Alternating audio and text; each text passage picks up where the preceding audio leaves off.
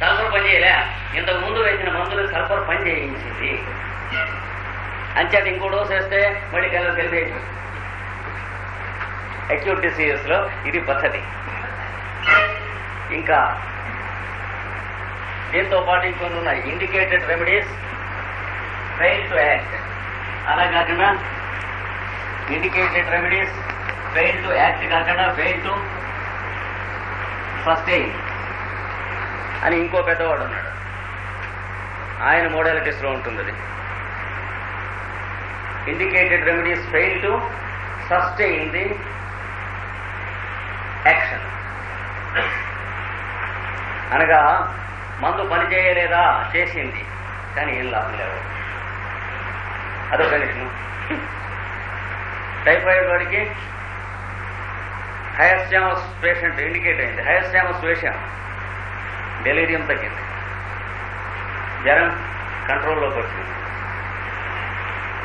ఇంకొద్దిగా పేషెంట్కి మోషన్స్ కొద్దిగా కంట్రోల్ అయింది, పేషెంట్ మత్తులోకి వెళ్ళిపోయింది.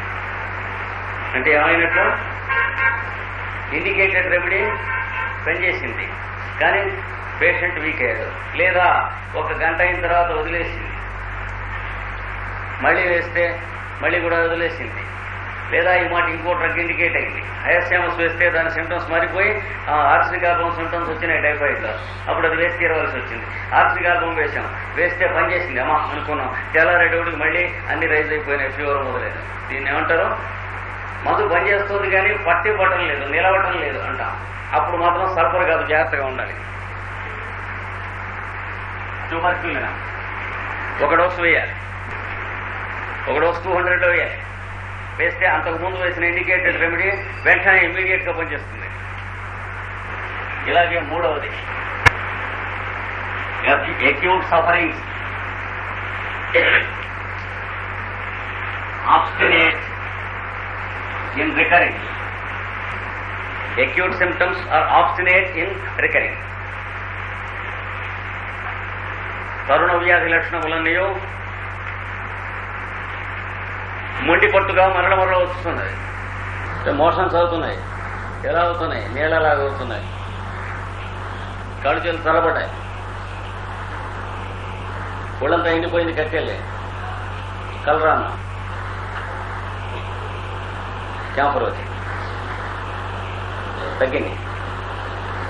మెల్లిగా పిల్లాడు మామూలు కండిషన్ వచ్చాడు. మళ్ళా వారం రోజుల్లో మళ్ళీ రేసండి, మళ్ళా ఈ మాట క్యాంపర్ వేసాం, ఏదో తగ్గింది. కానీ ఈ దూరం తగ్గినట్టు తగ్గలే, ఏడుస్తున్నట్టు తగ్గింది. మొదటి తడ గట్టిగా తగ్గింది. తగ్గి మళ్ళీ పేషెంట్ మళ్ళీ వారం 10 రోజుల్లో మళ్ళీ మోషన్స్, ఈ మాట పిండి కలిపిపోసినట్టు అవుతున్నాయి. వాసన వేస్తోంది, కోడిగుడ్డు కూడినట్లు వాసన వేస్తోంది. ఫోటోఫిలం వేశాం, తగ్గినాయి. కుర్రాడు బతికి బయటపడ్డాడు. ఈ మాట మళ్ళీ గంజి నీళ్లు లేవుతున్నాయి. పొట్టలో నొప్పి విపరీతం గిలగిల కొట్టుకుంటున్నాడు, మెలిపేస్తున్నట్లుగా ఉంది నొప్పి. ఏం వేసాం? క్యూప్రోమెటాలికం వేసాం, తగ్గినాయి. ఇది ఏం వేసినా తగ్గుతున్నాయి కానీ ఆబ్స్టినేట్ మళ్ళీ వచ్చేస్తున్నాయి. క్రానిక్ గా ఉంది. అక్యూట్ డిసీజ్ క్రానిక్ గా ఉంది. ఒక్కొక్కప్పుడు బతకదనుకుంటాం కండిషన్, అంటే బతకపోవచ్చు, ఎగిరిపోతారు గంటల్లో. అవి కంట్రోల్ కావు, మళ్ళీ కంట్రోల్ అయ్యి అరగంట మళ్ళీ మొదలెడుతుంటాయి. మోషన్స్ కానీ వామిటింగ్స్ కానీ ఇలాంటివి. దీనికి కూడా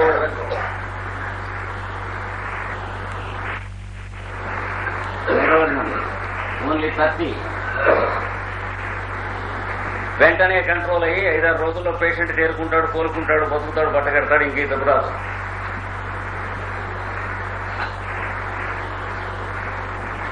ట్యూబర్క్యులర్ ఎందుకు అంటే ఈ లక్షణాలు వచ్చినప్పుడు వీళ్ళ ఫ్యామిలీ ట్యూబర్క్యులోసిస్ ఫ్యామిలీ. మెడోర్నం ఎందుకు? ఈ పిల్లవాడికి విరోచనాలు ఎడుతున్న పిల్లవాడి తాలూకు తండ్రి పెళ్లి కాక మునుపు గనోరియా కాంట్రాక్ట్ చేసి నయం కాకుండా పెళ్లి చేసుకుని కొడుకును కానేమో మోసం. ఏమి మొహమాటం లేదు, మెడికల్ టర్మ్స్ లో మొహమాటం లేదు. కనుక కుర్రవాడికి మెడోర్నం వేస్తే కానీ తగ్గరు. ఇది condition. This is a child of a gonorrhoeal parent who misbehaved before his marriage and who had no moral cheek to cure it completely. ఇది సల్ఫర్ తాలూకు ఉన్నటువంటి ఏది సిమ్టమ్స్ లేనప్పుడు అనేటువంటి సంగతి ఇప్పుడు మనం నేర్చుకోగలదు. ఎందుకంటే సిమ్టమ్స్ ఏమాత్రం ఉన్నా గ్యాదర్ చేసుకుంటాం అనేది 4-5 నెలలు మనం సంవత్సరాలు మనం నేర్చుకున్నాక అప్పుడు సిమ్టమ్స్ లేనప్పుడు అనేది మనం చెప్పుకోవాలి. లేకపోతే యాంటీబయాటిక్స్ ఎలోపతి కూడా వాడుతున్నట్టే మనం ఇవి వాడతాం. సిమ్టమ్స్ లేకపోవడం అనేది చాలా తక్కువ కేసుల్లో ఉంటుంది. ఎక్కడైతే సిమ్టమ్స్ ఉండవో అక్కడ క్యూరబుల్ కాదు, జాగ్రత్తగా ఉండాలి. క్యూరబుల్ కాని డిసీజ్ లో ఎక్కడ క్యూర్ అయినాయంటే రేర్గా క్యూర్ అవుతాయి, కానీ అది మన తెలివితేటలు కాదు. సామాన్యంగా సిమ్టమ్స్ లేని కేసులు అంటూ ఉండవు, మనం ఏవో పొరపాటు చేస్తుంటే. కానీ సల్ఫర్ వేస్తే అసలు ఇండికేట్ కానీ అయినటువంటి రెమెడీ పనిచేయకపోవడం అనేదే లెక్క ఎక్కువ. దాని మీద ఇండికేట్ అయినటువంటి రెమెడీ వెంటనే పనిచేస్తుంది, కంప్లీట్ చేస్తాయి ఈ మూడును. కనుక ట్యూబర్క్యులినం ఒకటి, సల్ఫర్ ఒకటి, మెడోరినం ఒకటి, సోరినం కూడా రేపు చెబుతాను. మళ్ళీ మెటీరియల్ మెడికల్ క్లాస్ లో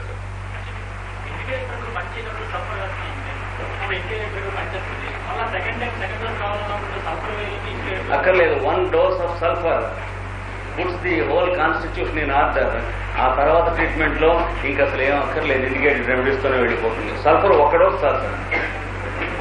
so after 5 minutes to meet here. 3 ముఖ్యమైనటువంటి ప్రత్యేకమైన సిమ్టమ్స్ అని చెప్పుకున్నాం. ఆ 3ను మామూలు మెటీరియల్ మెడికల్ సిమ్టమ్స్ కంటే ఎక్కువ ముఖ్యం. అవి మళ్ళీ రిపీట్ చేస్తాను.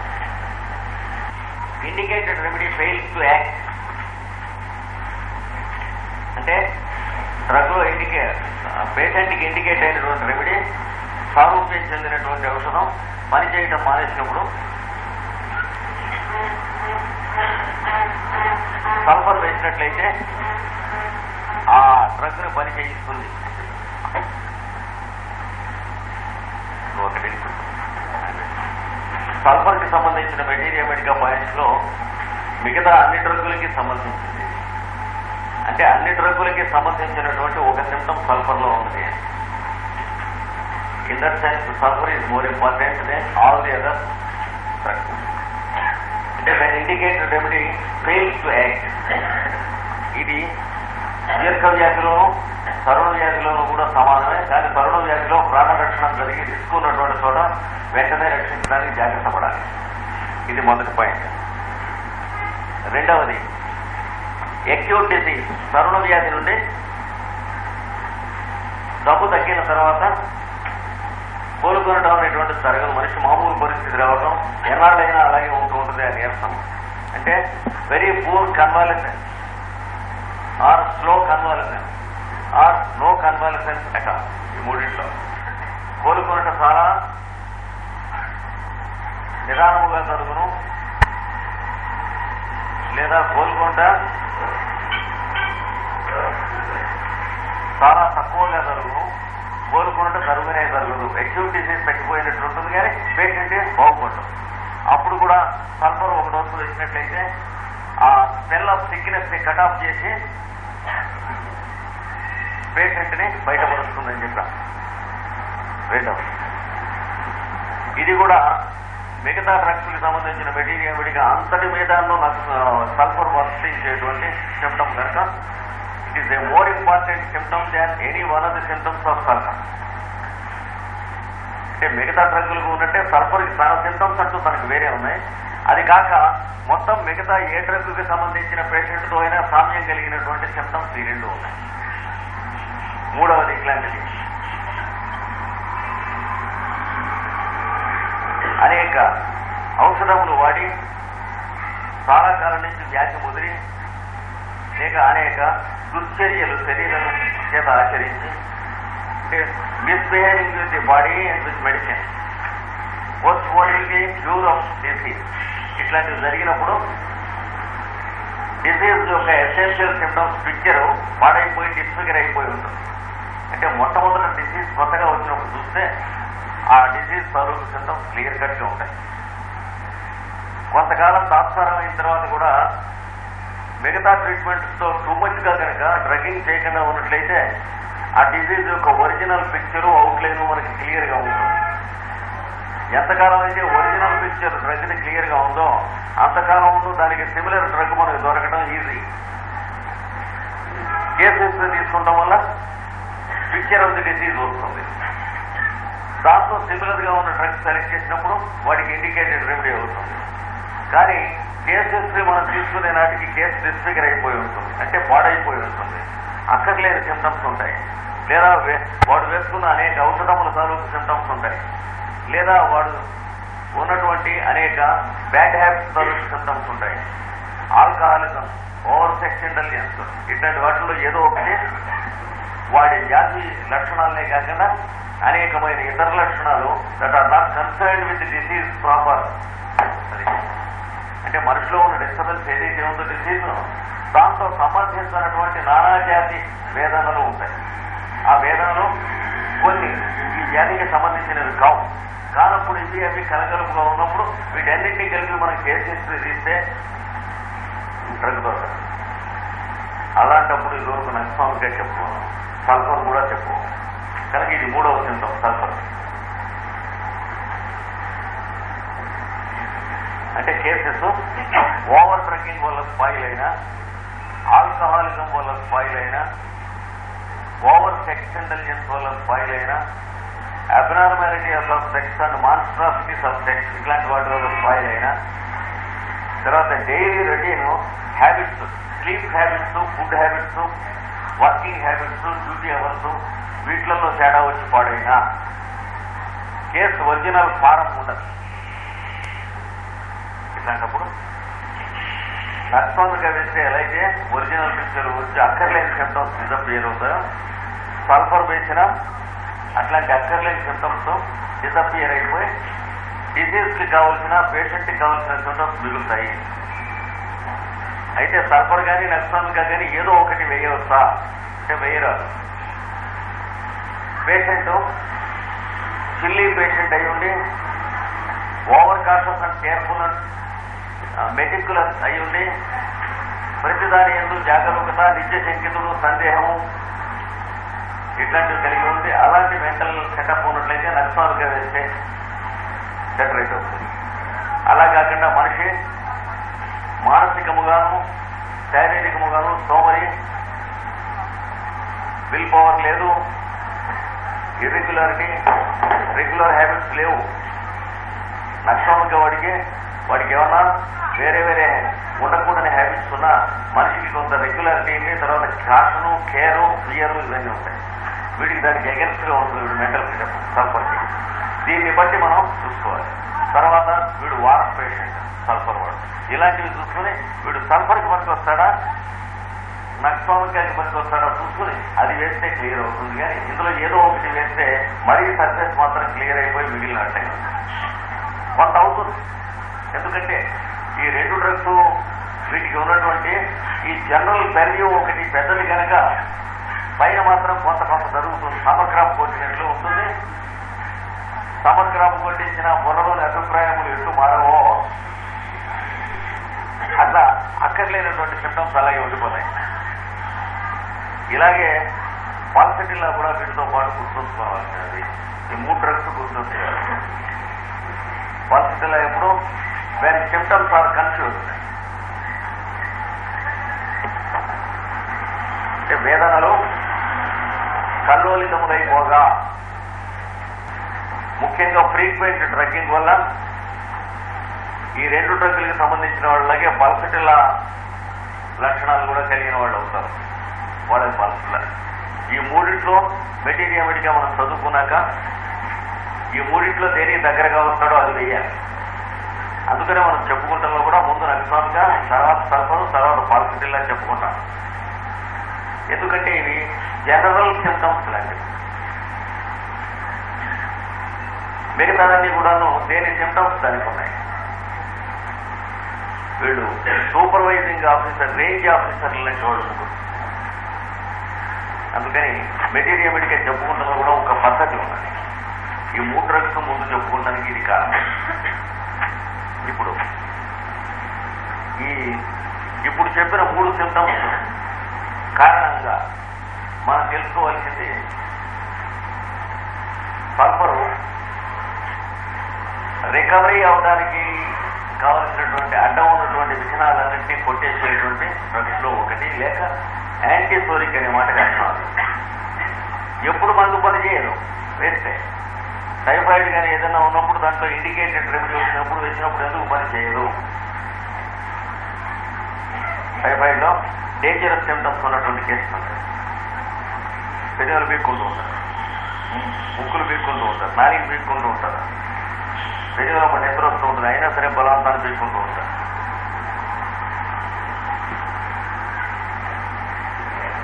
ఈ లక్షణాలు ఉన్నప్పుడు టైఫాయిడ్ లో వెంటనే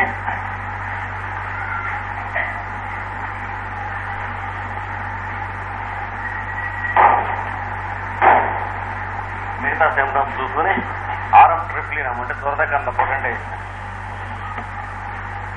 ఇది ఆర్యూఎం. ఇది ఒక డోసు వేస్తే ఇవాళ రాత్రికి వేస్తే రేపు మార్నింగ్కి ప్రాణసందేహ అవస్థ అంటే క్రిటికల్ సిచ్యువేషన్ నుంచి పేషెంట్ సేవ్ అవుతాడు, సేఫ్ అవుతాడు. తర్వాత 2 రోజులు పట్టవచ్చు, 3 రోజులు పట్టవచ్చు.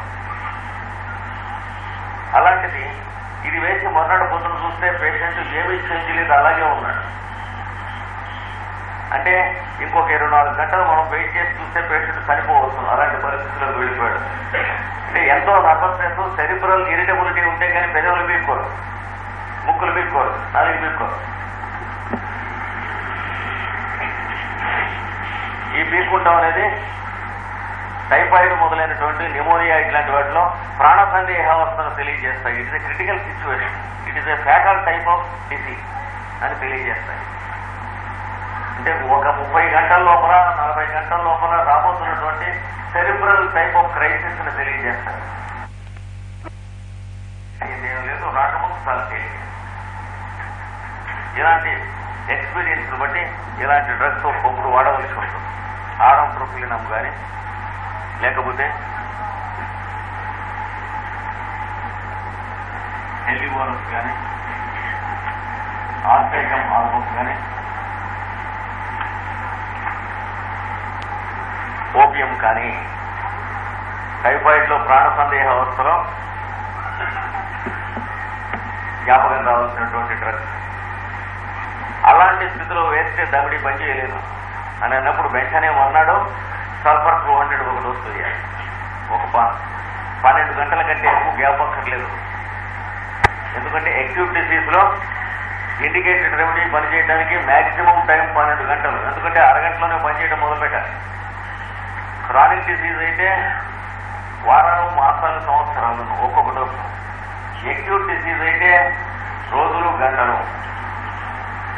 అంటే వ్యాధి ఎంత విపత్కరమో మందు దాన్ని లొంగ తీసుకుని పనిచేయడం కూడా అంతకంటే స్పీడ్గా ఉంది. వెంటనే పనిచేయడం అనేది హోమియోపతి మందుల్లో చేయదు. కనుక నిదానంగా తగ్గే డబ్బులకు హోమియోపతిని, వెంటనే తగ్గే వాటికి అలోపతిని అని ఒక ఫూలిష్ ఐడియా ఉంది.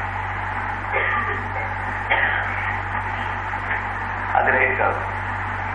గంటలో చంపేటువంటి వ్యాధికి సరైన మందు పడితే అరగంటలో తగ్గిస్తుంది. అరగంటలో మనిషి చచ్చిపోతాడేమో అనేటువంటి కలరాకి సరైన డ్రగ్ పడితే 10 నిమిషాల్లో కంట్రోల్ వచ్చేస్తుంది. స్పీడ్ ఆఫ్ ది డ్రగ్ దేని మీద ఉంటుంది? స్పీడ్ ఆఫ్ ది డిసీజ్ ను బట్టి ఉంటుంది. కొద్ది గొప్ప రైట్ డ్రగ్ పడితే అలాంటప్పుడు రైట్ డ్రగ్ పడ్డా కూడా దాని స్పీడ్ అందుకోలేదని తెలియగానే వెంటనే సల్ఫర్ 200 వేసి ఏం జరిగింది, ఎందుకని పని చేయలేదు అంటే అంతర్గతమైనటువంటిది సోరాన్ని చెప్పుకున్నాం. ఇంటర్నల్ డిసీజ్ వాడికి ఉన్నది.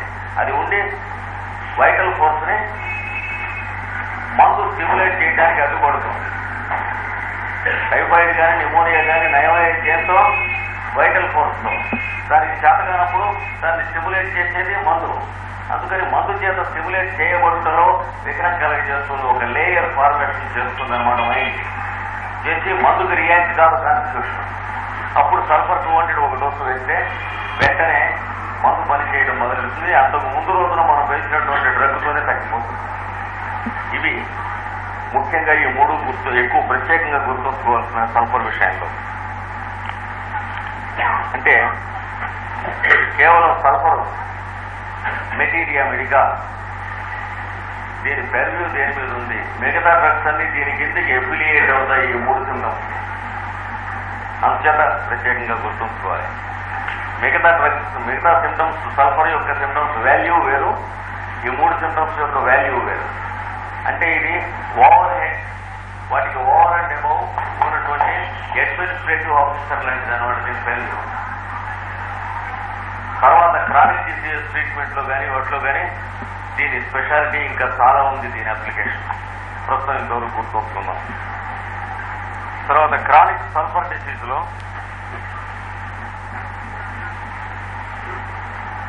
సల్ఫర్ కాన్స్టిట్యూషన్స్ లో మనిషి సన్నబడి పొట్ట పెద్దదై ఇలా తయారవుతారు. ముఖ్యంగా పిల్లలు పొడపొట్ట అవయవాలు సృష్టించి ఇలా ఉన్నప్పుడు గుర్తురావాల్సిన సల్ఫర్ ఒకటి, క్యాల్కేరియా కార్బ్ ఒకటి, natrum, lycopodium, iodine, tuberculin, abrotanum, sulphur, calcarea carb, natrum, lycopodium, iodine, tuberculin, abrotanum. సామాన్యంగా ఈ డ్రగ్గులలో కానీ వీళ్లకు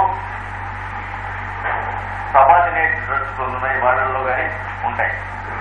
ముఖ్యంగా ఈ డ్రగ్గులే ఎక్కువ ఉంటాయి. ఈ ఆకారం ఉండి సల్ఫర్ సిమ్టమ్స్ ఉంటే సల్ఫర్, ఈ ఆకారం ఉండి క్యాల్కేరియా కార్బ్ సిమ్టమ్స్ ఉంటే క్యాల్కేరియా కార్బ్ వేయాలి. అంటే ఒళ్ళు కడగ నీరు స్నానం చేయించుకునేవాడు, ఒళ్ళు వాసన వేస్తూ ఉంటుంది, చొక్కా మార్చిపోతే పనివాడు మంచి చొక్కా దొరికితే మట్టి అని తీసుకుంటాడు. చేతికి కానీ ఒంటికి కానీ ఏదైనా అంటే ఇక చొక్కాలు చేసుకుంటాడు చిన్నపిల్లవాడు.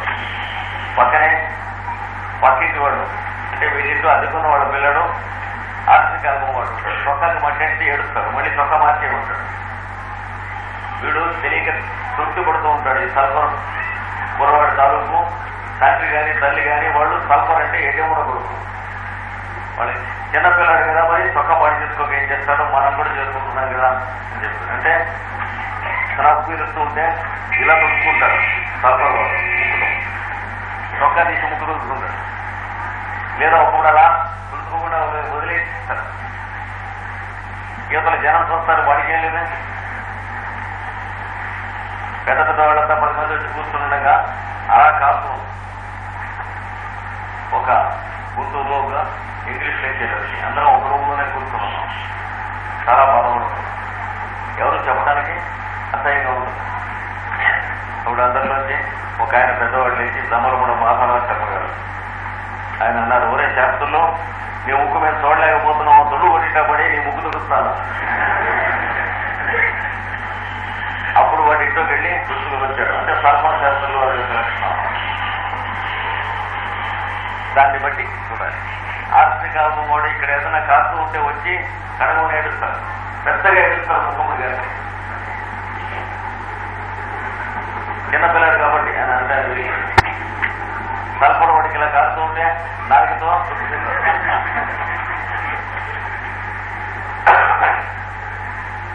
చూసుకోవాలి ఏ డ్రగ్ సంబంధించిన వాడు.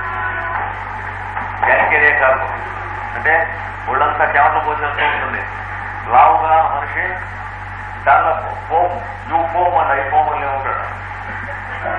లావుగా మెత్తగా ఉంటాడు, ఎక్కడ రెసిస్టెన్స్ ఉండదు.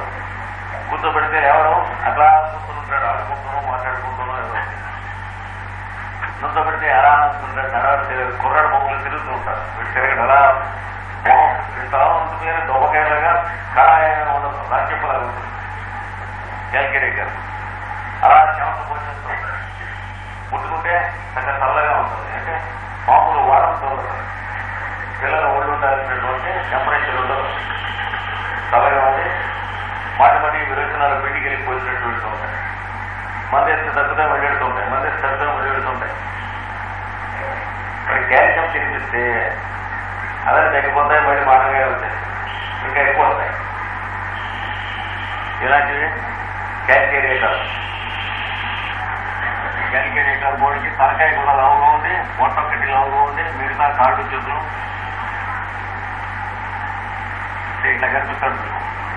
ఎక్స్క్లమేషన్ మార్కెళ్ళి కనిపిస్తాడు. మొత్తం దూరం నుంచి చూస్తే పిల్లకి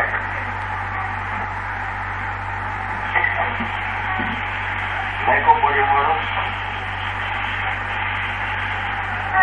నుంచి చూస్తే చిత్తుపుట్టిలాగా కనిపిస్తాడు. ఇంప్రెషన్ క్యాల్కేరియేటర్ బోర్డుకి చెమట పోసేసుకుంటాయి. ఇప్పటికే 2 అడుగులు వేస్తే తలలోంచి చెమట పోసేస్తాయి. నేత్రం మూడుకోవడం, మెడకాయ ఇట్లా సన్నగా ఉంటుంది, కోడి మెడ బాగా పురుగు మెడ, ఇక్కడి నుంచి బుధాలు మోహన ముడతలో చుట్టూ ఊడిపోతుంది. It looks like a little old fellow అంటాడు. నిరంతరం అజీర్ణం వీళ్ళందరికీ చెప్పినటువంటి సల్ఫర్ వాడికి అనేక రకాలైన పుళ్ళు వాసన వేసేటువంటి విరేచనాలు వెళ్తూ ఉంటాయి. బాగా అజీర్తిగా, ఎప్పుడూ అజీర్తిగా వెళ్తూ ఉంటుంది. Bad assimilation, indigestion. క్యాల్కేరియా వాడికి పిండి గెలిగిపోసినట్టు ఎక్కువ వెళ్తూ ఉంటాయి. నేట్రమూరు వాడికి నీళ్ల విరోచనాలు, గడికి పారబోసి వచ్చినటువంటి గంజి లాంటి రంగు, అన్నపు గంజి నీళ్లు కలిపేసిన రంగు, ఇలాంటి రంగులు వెళ్తూ ఉంటాయి. విరేచనాలైనా సరే, వాంతులైనా సరే, చెవులో చిత్యమైనా సరే, any discharges from the body గంజిలాగా మొదలైన ఉంటాయి నేట్రమూరు వాడికి. ఇలాగా జనరల్ ఫీచర్స్ మీద డ్రగ్ తెలుసుకుని పర్టికులర్స్ తో వెరిఫికేషన్ చేసి డ్రగ్ వేయాలి. పర్టికులర్స్ తో డ్రగ్ తెలుసుకున్నవాడు పెదవ డ్రగ్గులు వేస్తూ ఉంటాడు. ఇప్పుడు ఎక్కువ ఫ్రీక్వెంట్ గా రాని డ్రగ్స్ వేస్తాడు. అంటే డీటెయిల్స్ తో డ్రగ్ పట్టుకుని జనరల్స్ తో వెరిఫై చేయడం. డీటెయిల్స్ 100-150 ఉంటాయి. అందులో 2-3 సరిపోయిన పెట్టి లెక్కేస్తాడు. 2-3 ప్రతి డ్రగ్గు ప్రతివాడికి సరిపోతాయి. అందుకని ఏడిచినట్టు ఉంటుంది ఆ సెలక్షన్. ఎప్పుడు జనరల్స్ లో డ్రగ్ దొరకాలి. దొరికితే మిస్ అవ్వదు. పర్టికులర్స్ లో వెరిఫై చేయాలి. వాడు పొరపాటుగా ఉంది. అలాగే లైకోపోడియం వాడు, వీడికి కూడా అజీర్ణం ఉంటుంది. కడుపు నిండా గాలి ఏడుంటుంది. ఎప్పుడు గాలి లేదనే బాధ లేదు. ఊళ్ళంతా పుండ్లు, కురుపులు వీళ్ళందరికీ ఉంటాయి. ముఖ్యంగా లైకోపోడియం వాడికి చాలా పెద్ద పెద్ద సంఘటనలు ఉంటాయి. వాడికి కింద మీద చిన్న కురుపు ఉంటే లోపల అడుగున స్కిన్లోకి చాలా లోతుంటుంది. ఆ కురుపు పైన ఊరికే ఉండి పప్పు పెట్టినట్టు ఉంటుంది. అది తీసి లోపలికి కనుక ఒక పుల్ల పెడితే ఆత్మహత్యలో లోపలికి వెళ్ళినట్టు వెళ్ళిపోతుంది. లోపలికి ఎలా పెడుతూ ఉంటుంది అనమాట. మంగళికి బాగులేదు లైకోపోడి వచ్చేస్తూ ఉంటుంది ఒట్లా. సల్ఫర్ వాడు మనిషి వాసన కొడుతూ ఉంటాడు. సల్ఫర్ వాసన పిల్లవాడు. అయోడియం వాడు దెయ్యపు ఆకలి, రాసులు తినేస్తాడు. ఇంకా ఏడుస్తూ ఉంటాడు. ఇంకా తింటాడు, ఇంకా ఏడుస్తాడు. అసరాత్రులు వేస్తాడు, పెట్టమంటాడు. అలా అజీర్ణ విరేచనాలు వెళ్ళిపోతూ ఉంటాయి. ఆ ఆకలి మాత్రం కేవలం మనిషి సన్నగా చిక్కి ఎముకలు పోగైపోతూ ఉంటాడు. సంకలు మెడల మీద గద్దలైన గ్లాండ్స్ ఎక్కడికక్కడ సబ్బు బిళ్ళల వల్ల ఎక్కడుతూ ఉంటాయి. ఇది కంపారిటివ్ స్టడీ. ట్యూబర్క్యులిన్ వాడు పూర్తిగా అయోడియం బాడీ లాగే ఉంటాడు. కానీ అయోడియం వాడు సన్నీళ్లు ఒంటిమి పోసుకుంటాడు, సన్నీళ్లు పెట్టి గుడ్డలు తడుపుకుంటాడు, సన్నీళ్లు తాగేస్తూ ఉంటాడు. సన్నీళ్లతో బకెట్ ఉంటే అందులో కూర్చుంటాడు. లేదా గట్టు మీద